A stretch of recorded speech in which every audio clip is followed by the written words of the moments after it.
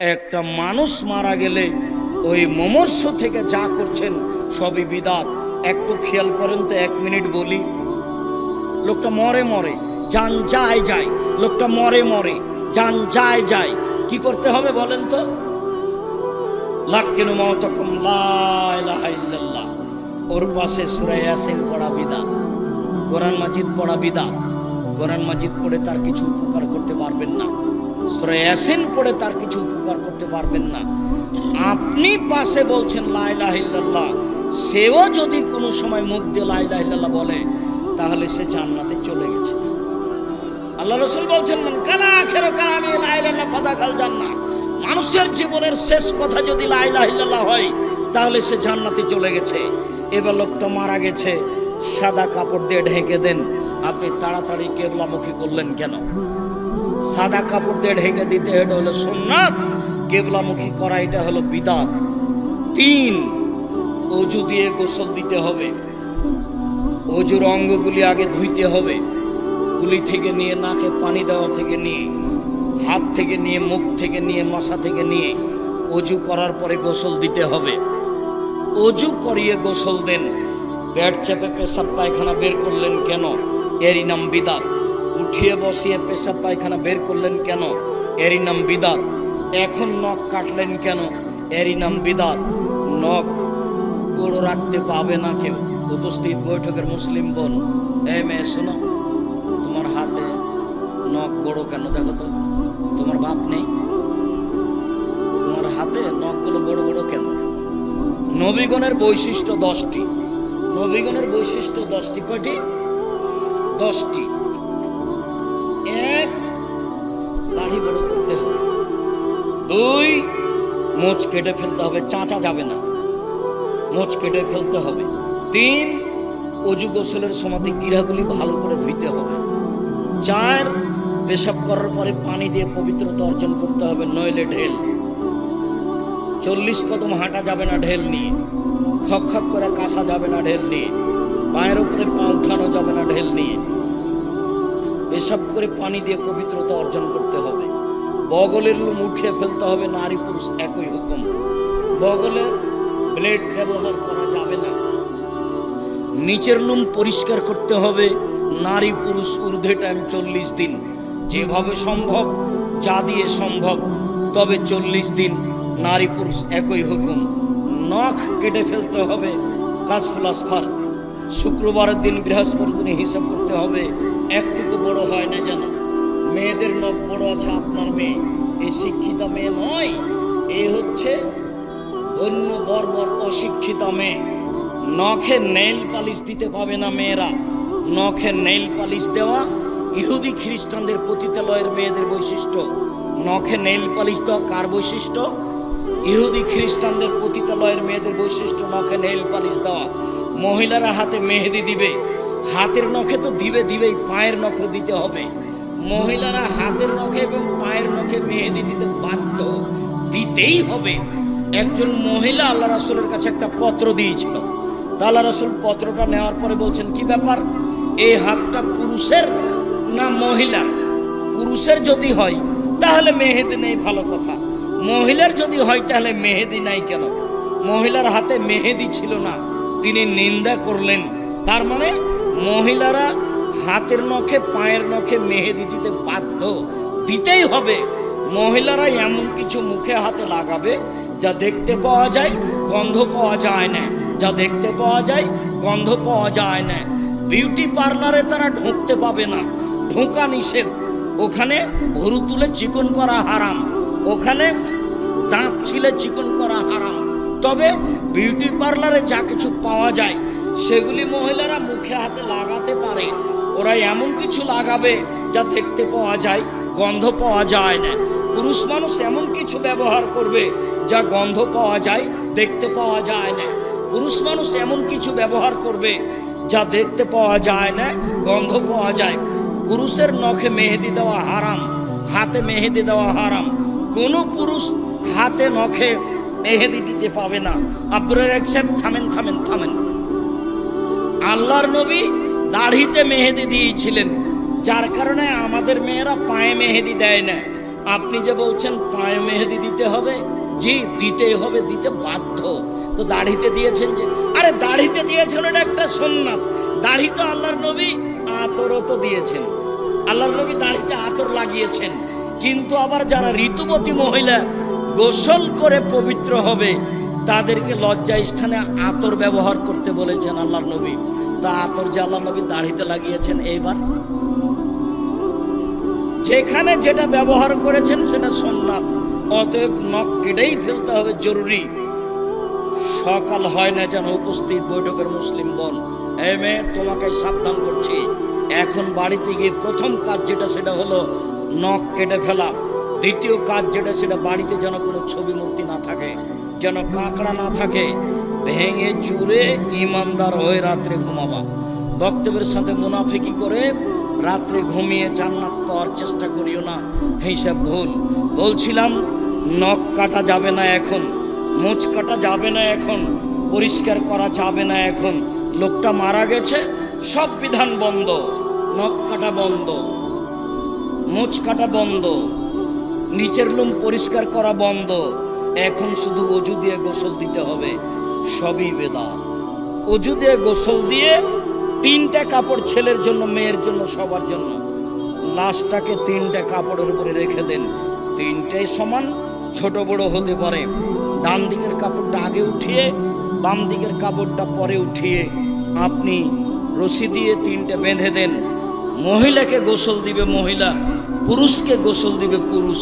তবে স্বামী গোসল দিবে স্ত্রীকে, স্ত্রী গোসল দিবে স্বামীকে, এটাই বিধান। স্বামী মারা গেছে, স্ত্রী বেঁচে আছে, স্ত্রী গোসল দিবে, এটাই বিধান। স্ত্রী মারা গেছে, স্বামী বেঁচে আছে, স্বামী স্ত্রীকে গোসল দিবে, এটাই বিধান। একাধিক সহিহ হাদিস। এছাড়া মহিলাকে গোসল দিবে মহিলা, এছাড়া পুরুষকে গোসল দিবে পুরুষ। সম্মানিত দিনী ভাই বোন, পুরো শরীরে পানি ঢেলে দিয়ে সাবান গায়ে দিয়ে একবারে ভালো করে ডলে গাও হাত পরিষ্কার করবে। লজ্জা স্থানে হাত লাগিয়ে পরিষ্কার করতে পারে, কোনো সমস্যা নেই। যদি কেমন কেমন লাগে তাহলে একটু হাতে কাপড় একটু ব্যবহার করবে, একটু কাপড় ব্যবহার করে ভালো করে শরীরের সব অঙ্গ ডলে ভালো করে ঝকঝকে করে পরিষ্কার করবে। একবার, তিনবার, পাঁচবার, সাতবার ঝকঝকে পরিষ্কার হতে হবে। এটা রাসূলের হাদিস, আদেশ, একাধিক আদেশ। এরপরে জানাজা, জানাজা শুরু হওয়ার আগে কেউ বক্তব্য দিতে পাবে না, সব বিদাত, কেউ কথা বলতে পাবে না, ইমাম সাহেব বক্তব্য দিতে পাবে না।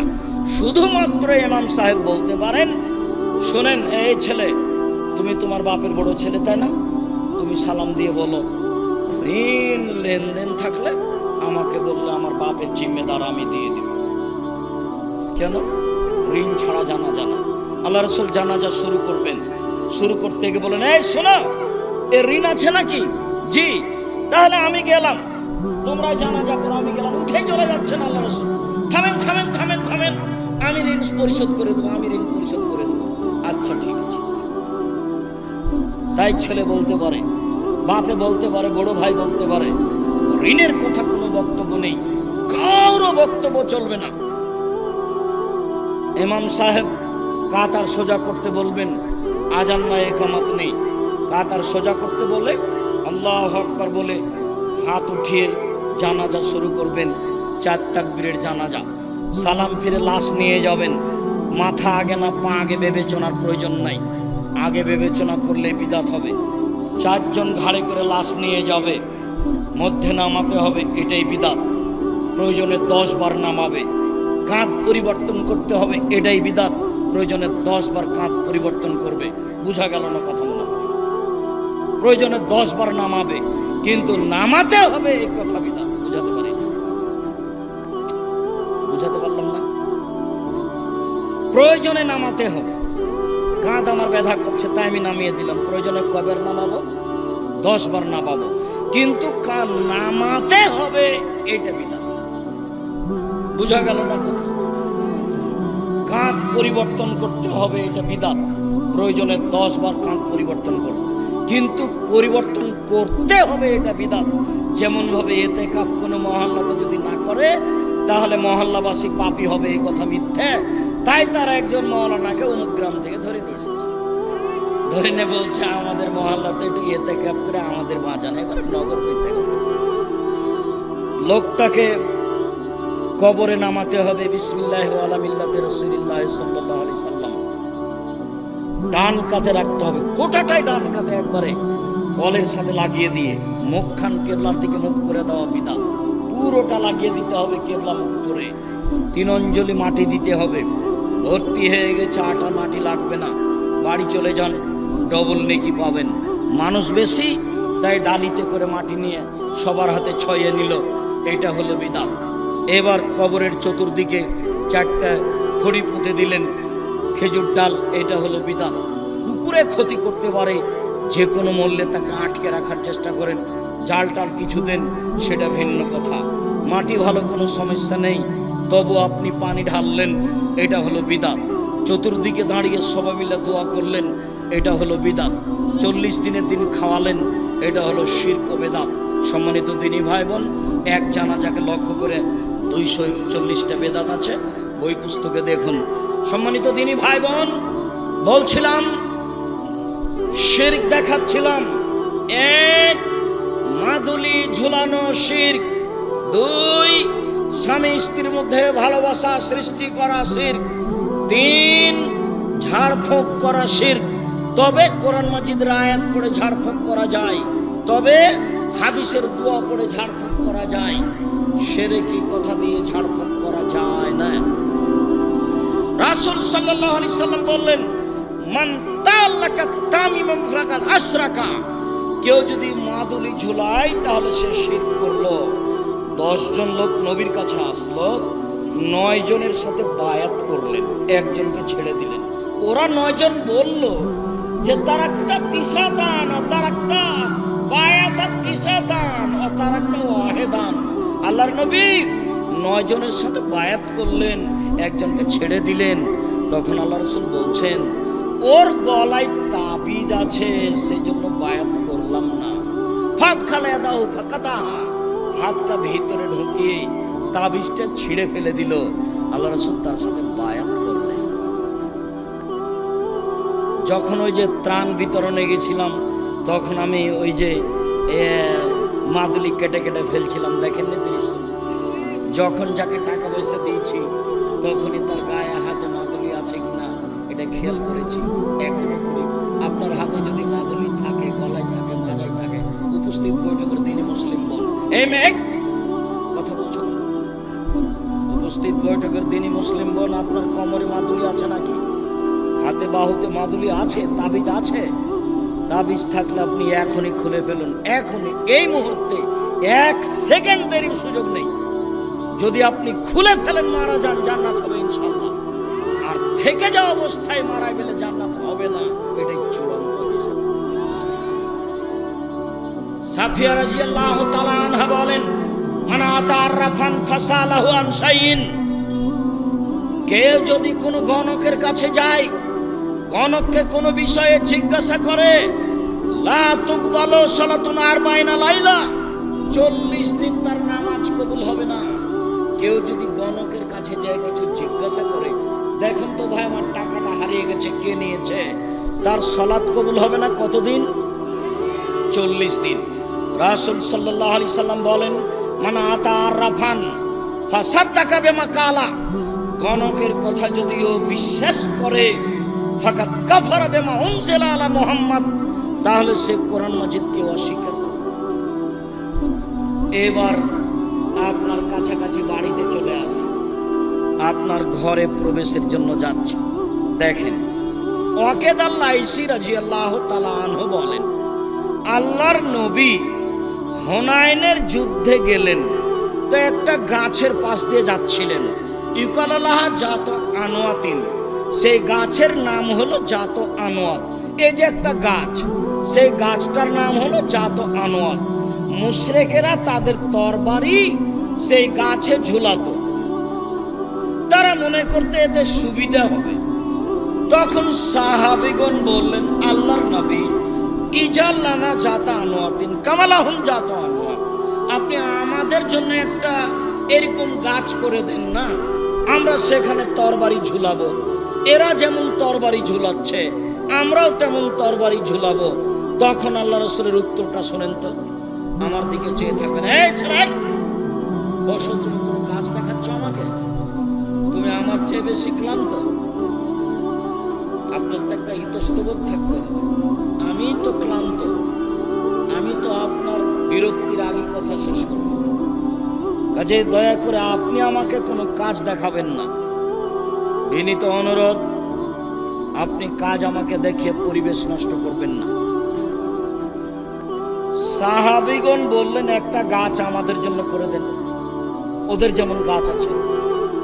তখন আল্লাহ রাসূল প্রথমে বলছেন, সুবহানাল্লাহ, হায় হায় হায় হায়, এটা কি কোনো কথা হলো?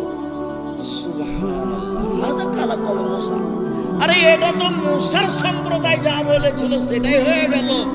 মুসা আলাইহিস সালামের সম্প্রদায় বলেছিল, ইজাল্লানা ইলাহান কামালাহুমা আলাইহা, মুসা আপনি আমাদের একটা মাবুদ করে দেন, যেমন ভাবে ইহুদি খ্রিস্টানদের অনেক মাবুদ আছে।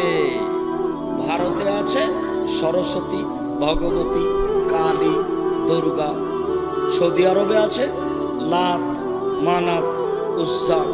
আগে ছিল ইয়াউক, এগুস, নাসর। এইরকম ভাবে চিরদিন মানুষ মূর্তি পূজা করেছে। তা আপনি মুসা আলাইহিস সালাম, আপনি একজন নবী, আমাদের জন্য একটা মাবুদ করে দেন, ওদের জন্য যেমন মাবুদ আছে। ছি ছি ছি ছি ছি, তোমরা একটা গাছের দাবি করে মুসা আলাইহিস সালামের সম্প্রদায় যা করেছিল তাই করেছ, এটা কথা হলো? আমার কাছে একটা গাছের দাবি করলে কেন? গাছের দাবি কেন করলেন? তরবারিটা ওখানে ঝুলিয়ে রাখবেন, তাহলে জয়ী হবে। এইটুকু সুবিধা এই হাদিস দিয়ে কে বড় ক্ষতিগ্রস্ত বয়ে এদেশে যত সুবিধা নেওয়া আছে সবকে শিরক বলা আছে। এটা দিয়ে বলা আছে জন্মদিবস শিরক। আগের দিন আপনি কেন খানা পানি করবেন না? গাছে তরবারি ঝুলালে কি হবে? গাছে তরবারি ঝুলানো আল্লাহ রাসূল নিষেধ করলেন কেন? সবারই এরকম মাবুদ ছিল, কিছু সুবিধা নিত। কাবা ঘরের সাথে একটা মাবুদ ছিল, তার নাম হবল। এটা হলো ইহুদি খ্রিস্টান নয়, মুহাম্মদ সাল্লাল্লাহু আলাইহি সাল্লামের বাপ, চাচা, দাদা না খালু যারা, ওরা একে আল্লাহ বলে মানত, তার নাম হবল। সেই হবল মূর্তির পাশে একটা পাতিল ছিল, সেই পাতিলে 3টা খড়ি ছিল। একটা খড়ির গায়ে লেখা ছিল ইফাল, করো। একটা খড়ির গায়ে লেখা ছিল লাতাফাল, করো না। একটা খড়ির গায়ে লেখা ছিল মুহমাল, কিছুই না। তো মানুষ যদি তার মেয়ের বিবাহ দিবে অমুক ছেলের সাথে, তখন ওই পাতিলের ভিতরে এভাবে হাত ঢোকাতো, দেখেন, একটা খড়ি বের করতো, ইফাল, করো। ও হবল আল্লাহ বলে দিল বিবাহ দিয়ে দাও। লাতাফাল, করো না। হবল আল্লাহ বলে দিল বিবাহ দিতে হবে। এই বিশ্বাসে চলে আসছে। বিশ্বাস, তারই নাম আকীদা, বিশ্বাস।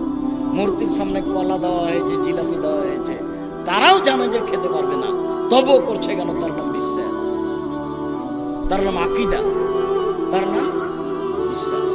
সম্মানিত দিনী ভাই, রাসূল সাল্লাল্লাহু আলাইহি সাল্লাম যখন কাবা ঘরে ঢুকলেন, তখন কাবা ঘরে কতটি মূর্তি ছিল? 360টি। রাসূলের হাতে একটা ছিল লাঠি। তিনি আঘাত করে মূর্তিগুলি ভাঙতে লাগলেন আর মুখে বলতে লাগলেন, জাল হক এসেছে সত্য, ওয়াজাকাল বাতিল চলে গেছে মিথ্যা। ইন্নাল বাতিলা, নিশ্চয় মিথ্যা, কানা যাহুকা, চিরদিন মিথ্যা। এসেছে সত্য, চলে গেছে মিথ্যা, নিশ্চয় মিথ্যা, চিরদিন মিথ্যা। সব মূর্তিগুলিকে ভেঙে দিলেন। মূর্তিগুলি ছিল তার বাপের, মুহাম্মদ সাল্লাল্লাহু আলাইহি সাল্লামের পিতার। বলেন তো, মুহাম্মদ সাল্লাল্লাহু আলাইহি সাল্লামের পিতা এখানে কে? ইব্রাহিম আলাইহিস সালাম। ভুলে যাচ্ছেন? এই যে সেদিন বলছিলাম না, জিবরাইল আলাইহিস সালাম আমাদের নবীকে নিয়ে গেছেন সপ্তম আকাশের উপরে। নিয়ে গিয়ে জিবরাইল বলছেন, হুয়া ইব্রাহিম, হুয়া আবুকা ফাসাল্লাম আলাইহি, ইনি হচ্ছেন ইব্রাহিম, ইনি আপনার বাপ, আপনি তাকে সালাম দেন।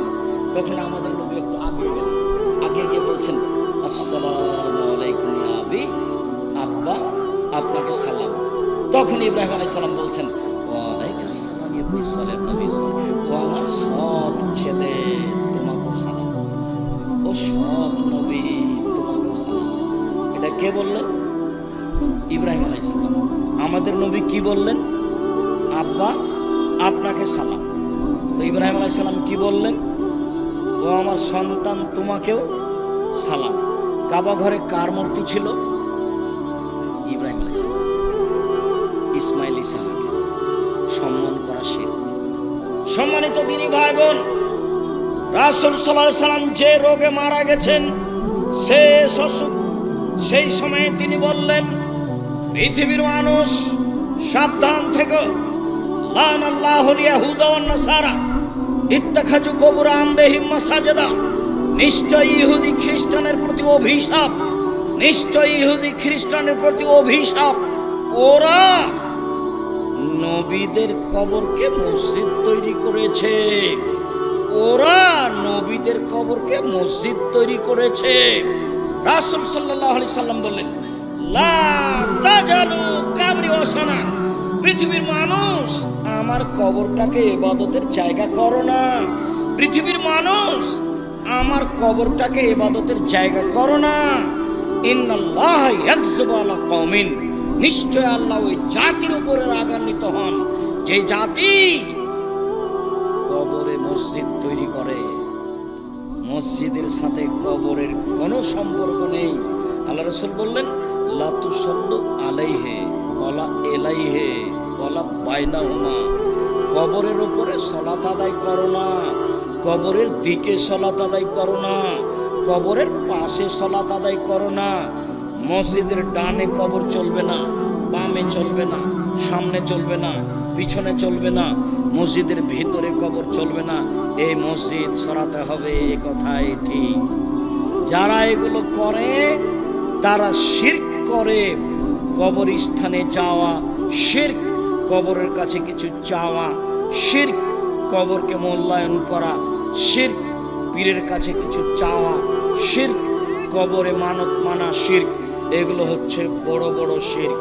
সম্মানিত দিনী ভাই বোন, বলছিলাম আমি আর আজকে বিদাতের আলোচনা করলাম না, তবে এতটুকু মনে রাখতে বলছি আপনাকে, সেদিন যে ঈদের সালাতে গিয়ে যা করেছেন এগুলো সব বিদাত। রমজান মাসে যা করেছেন এগুলো সব বিদাত।